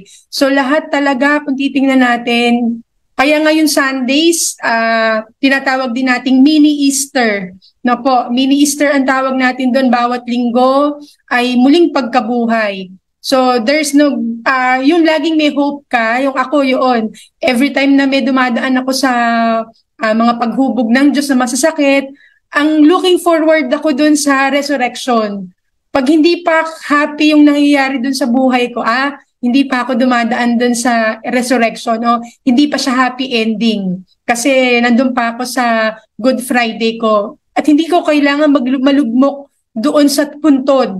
No, kailangan ko lumabas doon sa dilim para mas makita ko yung liwanag na hinihintay din ako ng Diyos, no, yung pagsalubong niya. So isa din sa sineselebrate pala din natin, no, traditional na celebration natin ay yung salubong, no, na talaga namang puyat ka nung gabi, gigising ka ng madaling araw para ma-witness mo yung pagkikita ng mag-ina, no, na ibig sabihin ako din kailangan kong sumalubong doon, at kung sinamahan ko si Kristo ng Huwebes, Biyernes, Sabado, yung Linggo, kailangan present din ako. Amen. Kuya Pip? Yun. Ako naman, yan, may nag-message ulit. Bago yung takeaway. Tama po yan kasi po na-stuck tayo sa isa pong karakteristik ng Filipino Catholic ay suffering servant, kaya di gaano na-appreciate yung muling pagkabuhay ni Jesus. Well, thank you po, no, sa mga nagbahagi at nag-share, nag-comment sa ating palabas ngayong gabi. Ang takeaway ko naman, Kuya Alan, katulad nung sinabi ni Sister, yung nangyari sa buhay ng Panginoon, it's also what's happening sa buhay nating mga Kristiyano, mga mananampalataya. Hanggang ngayon, patuloy tayong dumadaan doon sa suffering, doon sa pagsasakripisyo because of that Easter Sunday. The Easter Sunday is the hope of every hopes natin. Lahat ng ating yung sagot doon sa lahat ng ating mga problema ng tanong, laging may Easter Sunday sa buhay natin. Pag dumaan ka sa Biyernes Santong problema, kahit hindi araw ng Biyernes Santo, yung malugmok, yung malungkot na parte ng buhay, it's a representation of our participation in the passion of the Lord. Yung pinagdadaanan nating hirap, it's our contribution doon sa paghihirap ng Panginoon. Pero ang maganda doon ay yung sa dulo ng paghihirap, may pag-asang kinabukasan, yung Easter Sunday, na may magandang buhay. At ang sabi nga ni Brother Vincent kanina, yun yung ating yun yung tagumpay na pinapakita na maniniwala ka ba sa Diyos na patay? Ito yung Diyos na nabuhay. Ibig sabihin, yung makapangyarihang Diyos na ating pinaniniwalaan at sinusundan ay may ibinibigay na pag-asa for us to look forward to, no? Itong ating pinagdadaanan, wag na nating intindihin yung drama-drama sa buhay. Let's look forward for the Easter of our lives, no? Yun yung takeaway ko. Hindi lang Easter Sunday, kundi yung mismong araw-araw na pinagdadaanan natin. Let's always look forward for the hope tomorrow. Yung bukas, yung pagkabuhay ng Panginoon, ng representation niyan, yun yung magsasalba sa atin. So, hindi palaging malungkot, hindi palaging naghihirap, merong ginhawa, merong resurrection sa lahat. Ngayon, imbitasyon na lang din namin dito sa Batang Minor TV, yung nagpag-usapan natin, sana po i-consider natin, imbis na magbukas ng bote, manood ng TV, manood ng sports, let's spend the Easter Sunday with the Lord. Let's celebrate the Easter Sunday with the family para maunawaan din ng mga bata yung ating Paschal Triduum. Tito Alan. Amen. Sa akin naman maikli na lang at overtime na tayo, no? Ang takeaway ko po dito, personally, kung titingnan po natin yung season of Lent up to the Easter Sunday, yung Kwaresma po sa akin na-realize ko is more on reflection, kasi nakikita natin even sa Facebook maraming mga reflection. And this Holy Week, it's time for yung action na, ano yun? Repentance. Yun yung natutunan ko na dapat, yun nga, sabi ni Kuya Pip kanina, yung pangungumpisal, yung pagpapatawad, yung paghihingi ng tawad sa Panginoon, yun yung importante sa akin, dahil reflect ako ng reflect kung hindi ko naman itinutuwid yung aking sarili at hindi naman ako humihingi ng tawad sa Diyos, para saan pa yung ginagawa kong pagre-reflect. At itong mga ginagawa kong pagre-reflect, ito yung kumbaga objective na dapat pagdating ng Easter Sunday sa buhay ko, ako ay renewed. Ako ay isang bagong binyagan, di ba? Na magsisilbi. And kung mapapansin po natin, at napansin ko po yon, na taon-taon sineselebrate natin itong season na ito. Kasi po naniniwala po ako na ang buhay po natin ay isang paglalakbay at isang paglalakbay patungo sa kabanalan. Na hindi po natin sinasabi na itong Easter na ito mabait na ako bukas tuloy-tuloy na ako mabait. Dahil lahat ako personally, ako rin po nagkakamali. Ako rin po ay taon-taon nagkakamali, taon-taon nagkakasala. Pero ang nagiging proud lang po ako sa sarili ko kasi patuloy ko pong ginagawa ang lahat sa sarili ko para po ako ay makapagbago at para po ako ay maging isang banal. Yung in progress kasi tayo Ang buhay natin is continuous learning. Ang buhay natin ay dapat patungo sa kabanalan, 'di ba? Parang yun yung mga natutunan ko sa mga sermon ng pares, sa mga reflection, 'di ba? Amen. At yun ay taon-taon. Kaya nga sabi sino ba nagsabi si Father Sok, si Bishop Sok ba o si Cardinal Tagle, na ang Easter Sunday, yun dapat yung New Year's Day natin. Bilang isang Kristiyano. Na yun dapat yung New Year, yun dapat yung may resolution. Hindi yung di ba? Pag New Year, meron tayong New Year's resolution taon-taon na napapako rin na naman. Dapat dito, hindi na mapako kasi itong New Year's resolution natin is renewal because we are striving to be holy every year, every day. Ipako na natin yung mga kasalanan natin sa Biyernes Santo. Sabi nga ni Brother Vincent, may nagpapako Anyway, thank you Tito Alan. Brother Vincent, final words for our shout out. Yeah, baka may shout out at saka baka may announcement sa parokya ninyo ni Father Rico. Go ahead, Brother Vincent. Final word, huwag nating sayangin ang pagkakataon na magdiwang, maggunita, magnilay at magdiwang ngayong taon na to kasi malay nyo, hindi natin magagawa next year. Di ba, ito yung natutunan natin ng pandemic na yung mga usual natin ginagawa, hindi natin nagawa. So, samantalahin natin yung pagkakataon. Ibinigay na sa atin ng Panginoon itong mga panahon na ito. So, sunggaban na natin. Shout out po sa aking parokya, Diocesan Shrine ni St. Andrew Kim. So sa lahat po ng mga nagbabalak magbisita iglesia, na po kayo sa aming Diocesan Shrine ni St. Andrew Kim Dagon dito sa Lulumboy, Bukawi, Bulacan. Marami pong mga pilgrim churches sa paligid namin. Divine Mercy, ang Mother of the Eucharist and Grace ng San Vicente at ang Kusawawa ng San Marino Tours sa Bukawi. Mga diocesan shrines din po yan, tsaka national shrines. So kung nagbabalak po kayo na malalapit na bisita iglesia, ito lang, kami po ay isa doon sa mga magkakanugnog na mga pilgrim churches. So hi din po sa lahat ng mga taga-parokya namin at sa mga estudyante ko sa Ateneo de Manila University. Salamat po. Yan, yung hawak ni Brother Vincent, taas mo nga yan. Yan. Pagka po nagpunta kayo sa St. Andrew Kim, bumili po kayo niyan. No? Wala po kaming stock. Wala naman. So, mag-order pa lang po. Well, sana maka-order kami ngayong bukas. Kasi yung binibili nyo na yan, yung baby saint na yan, tulong nyo po yan sa Batang Minor sa Immaculate Conception Seminary. Yan po, ang proceeds niyan ay pampaaral ng mga bata sa seminaryo. Na-order pa daw si Brother Vincent. Di ba, may matagal pa naman. Next week pa.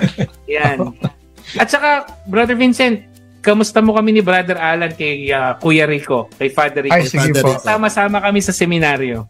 Talaga po. Ayan, sige po. Sabi mo kay Father Rico, picture ko kayo sa Sabroso ka mo. Kilala ko niya ni Father Rico, Sabroso. Ako naman, si Motmot. Sabihin niyo, si Motmot. Binabati kayo ni Motmot. Motmot. Sister Maribeth, habang nagtatake ng picture si Brother Vincent, ikaw, anong final words mo sa ating kwentuhan ngayong gabi? Yeah. Maraming salamat sa opportunity na makasama kayo at makapagnilay din, mabalikan yung mga tradisyon natin, lalo't itong sa mahal na araw, sa Paschal Triduum. No, yung po, yung pananahimik sa akin po ay napakahalaga na ilaan natin itong mga susunod na araw. Kasi takot ang tao ngayon manahimik. So yung pananahimik, mas makikita natin yung sarili, connection natin sa Diyos, even sa kapwa. Pag nanahimik tayo, mararamdaman natin na ano ba yung pangangailangan ng kapwa ko. No? So yun, silence within. at mararamdaman ko yung silence outside. So, napaka-importante itong mga araw po na yan. At babatiin ko na rin po, Mother Cecil, magandang gabi po. At sa mga kapatid kong madre, Sister Pearly, salamat sa pagkakataon. Hindi ka na makakaulit. Kas na to. Meron pa yung susunod dyan. Ito naman. Sa darating na third Sunday po, sa itong buwan na to ng Abril, ang Echoes of Christ. Maganda rin po yung topic natin na natapat po na Divine Mercy Sunday. So, abangan nyo po yung ating mga kasamang panauhin para mas lumalim yung devotion natin sa Divine Mercy. No, maraming salamat Kuya Alan at Kuya Pip at Brother Vince. Nako, thank you po sa inyo. Pero, sister, pwede ba maglambing? Ikaw na mag-closing. Sige po. Ala ko sabihin mo, sister, pwede ba maglambing? Kumanta ka naman ng With a Smile. Pangili, nangingilin tayo. Sige po, bilang isang pamilya, sama-sama po tayong manalangin. Sa ngalan ng Ama at ng Anak at ng Espiritu Santo. Amen.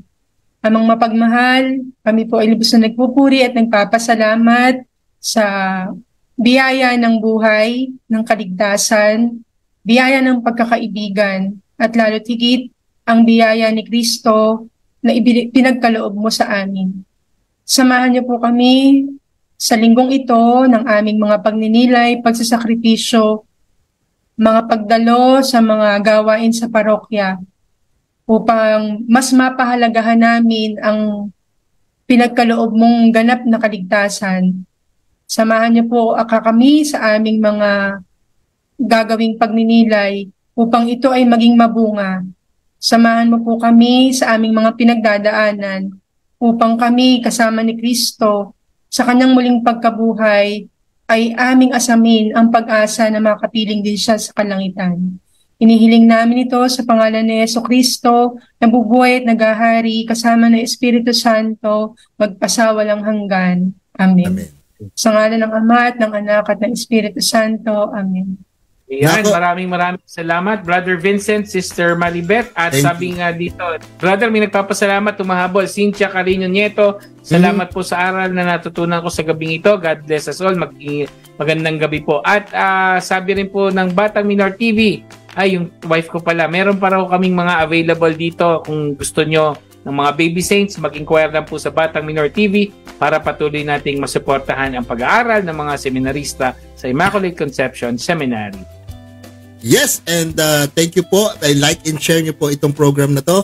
Thank you very much, Brother Vince. Thank you, Sister Beth. Wag po kayo magsasawa. At sa mga manonood po natin sa iba't ibang pages po ng mga social media partners natin, maraming salamat po at sana po ay meron po kayong natutunan at na-inspire kayo sa mga kwento namin regarding sa ating topic ngayon. Sabi nga natin dito sa Batang Minor TV, we bring Christ closer to you and we bring God closer, we bring you closer to God. So happy or have a reflective and meditative Holy Week ahead, and we pray that all of us will have the chance to reflect and repent so that we can prepare for the Easter Sunday, which is our Happy New Year Day. Thank you po. Advance Happy Easter po sa lahat. Advance Happy Easter. Thank you. Thank you po. God bless. Yes po, happy weekend sa lahat. Bye-bye. Yan. Thank you.